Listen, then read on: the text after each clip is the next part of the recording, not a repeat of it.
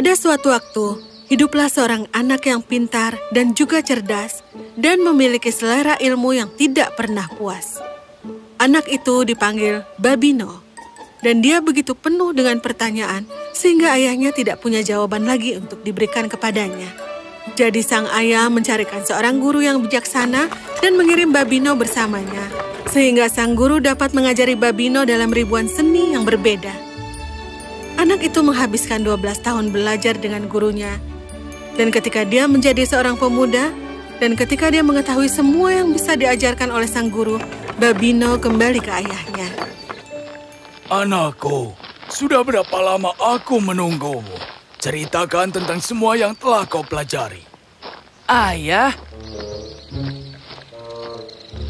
Oh, burung-burung ini jahat sekali. badai akan datang. Ayah, cepat, kita harus mencari perlindungan. Ada sebuah gua di sini.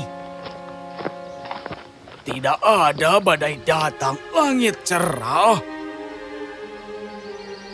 Ayah, burung dan makhluk hutan tahu dunia lebih baik daripada kita. Apa? Lihat, ayah, Bagaimana kau tahu? dari burung pipit. Mereka memberitahu dan juga menunjukkanku jalan untuk menuju ke gua.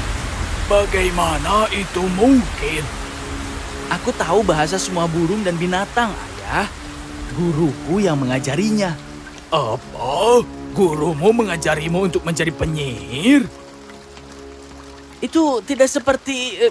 Bertahun-tahun, semua uang itu dan satu-satunya hal yang dipelajari putraku adalah bahasa makhluk-makhluk mengerikan. Apakah itu yang akan kusampaikan kepada saudara dan temanku? Apa yang kau harapkan? Kau pikir orang akan datang dan bertanya padamu apa yang anjing mereka katakan? Konyol sekali. Tapi, ayah... Bisnisku dijalankan oleh manusia, bukan binatang. Apa yang terjadi dengan itu sekarang? Pergi, Babino. Pergilah dan kembalilah kepadaku setelah kau mempelajari sesuatu yang berharga. Pergi! Maka Babino pergi.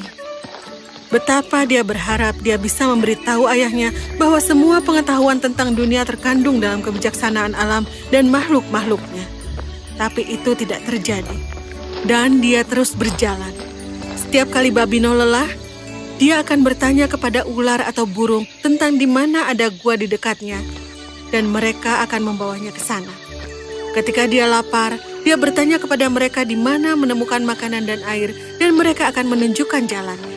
Dia berbicara kepada mereka, tertawa bersama mereka, dan menikmati waktunya di hutan.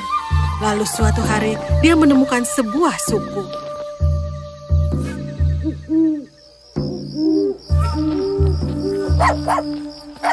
Mengapa kau menggonggong begitu? Tetap tenang. Biarkan aku untuk mengikatnya. Tidak, tunggu. Kenapa anjing kecil? Anjing ini mengatakan bahwa sekelompok perampok akan menyerang suku setelah tengah malam ini. Akan ada sekelompok 4 pria yang akan datang dari barat daya. Bagaimana kau tahu? Karena aku mengerti bahasa burung dan juga binatang. Makhluk-makhluk ini memandang dunia dengan cara yang kita manusia tidak pernah bisa. Mereka berbicara kepada angin dan mereka berbicara dengan langit dan mereka tidak pernah salah. Maka kita harus mendengarkan dan membuat persiapan untuk hal itu. Dan malam itu, para suku bersembunyi di balik pohon dan tumpukan gandum dan menunggu para pencuri. Benar saja, seperti kata anjing itu, 4 pencuri datang dari barat daya. Tetapi suku-suku itu siap dan melawan mereka. Pencuri yang terkejut lari ketakutan, dan dengan demikian desa mereka dan barang-barang mereka terselamatkan. Terima kasih banyak, Tuan Babino. Kau menyelamatkan suku kami. Bukan aku, melainkan hewanmu yang menyelamatkan sukumu.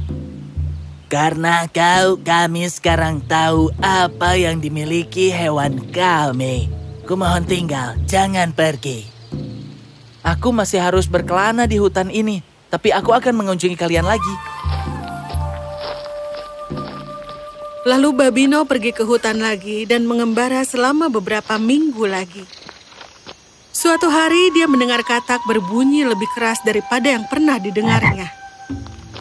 Dia berjalan lebih dekat dan duduk di atas teratai mereka. katak-katak itu tampaknya bermain menangkap dengan botol kecil. Katak melihatnya, membawakan dia buah dan kacang untuk dimakan dan menunjukkan kepadanya tempat di mana dia bisa beristirahat. Pagi berikutnya Babino berangkat lagi dan tiba di sebuah desa kecil. Dia bisa mendengar tangisan dan rintihan hebat dari salah satu rumah di situ, jadi dia pergi ke sana. Apa yang terjadi dengan putriku?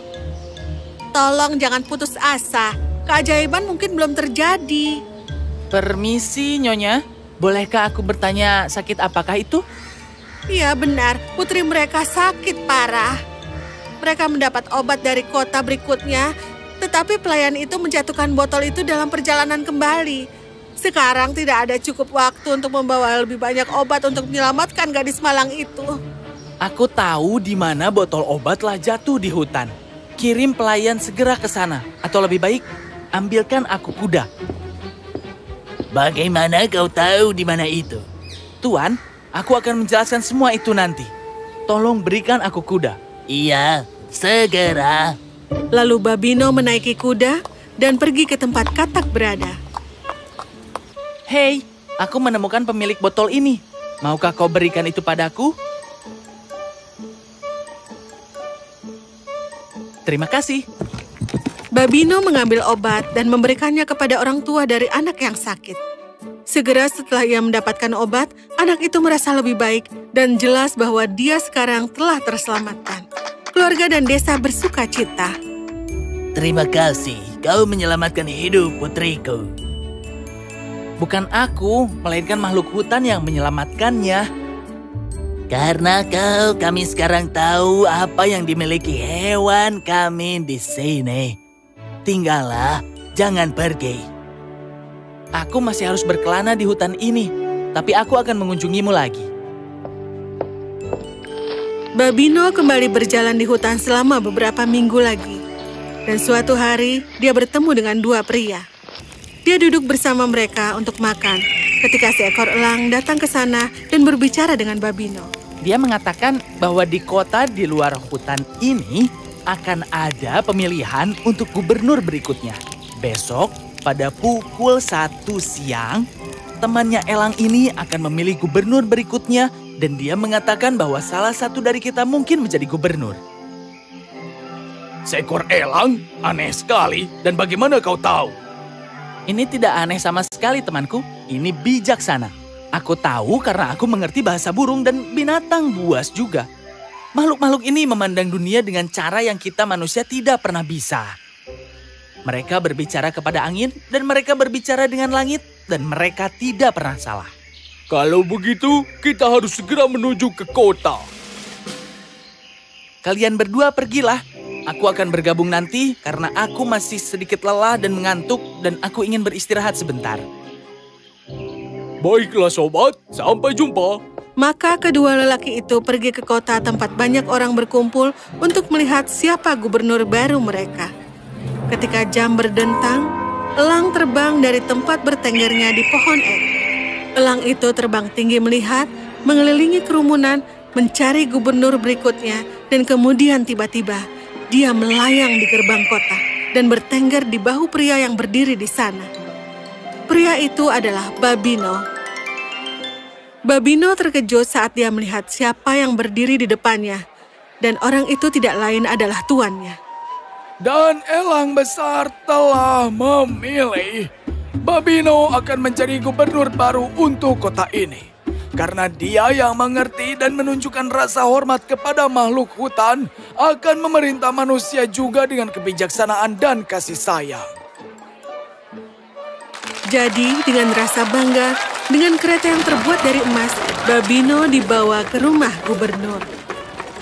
Babino memanggil ayahnya, dan akhirnya ayahnya mengerti bahwa memang burung dan binatang buas memandang dunia dengan cara yang kita manusia tidak pernah bisa.